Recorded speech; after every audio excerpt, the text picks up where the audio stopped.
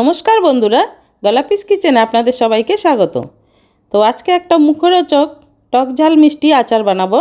তো এখানে আমি জলপাই নিয়েছি, জলপাইগুলোকে সেদ্ধ করে নেব একটু। তো জলের মধ্যে এখানে সেদ্ধ করতে বসিয়েছি।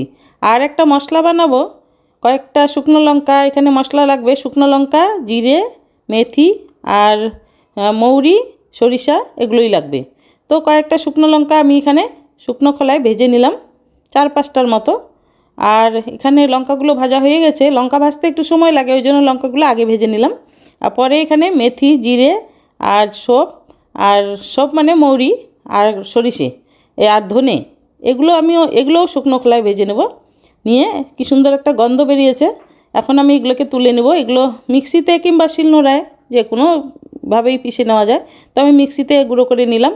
আর গুঁড়োটা যেন বেশি প্লেন না হয়, একটু দরদরা টাইপের, মানে মোটা মোটা টাইপের থাকে।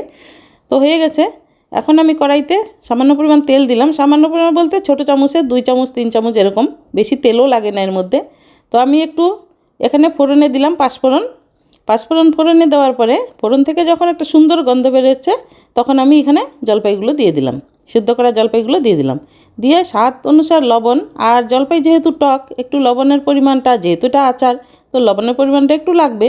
তো 2-3 চামচ লবণ দিলাম, একটু হলুদ দিলাম। দিয়ে কিছুক্ষণ নেড়েচেড়ে এখানে 1 বাটিও না, 1 বাটির কম একটু আমি চিনি দিলাম, কেন কি আমি গুড় মেশাবো, তার জন্য একটু 1 বাটির কম চিনি দিলাম।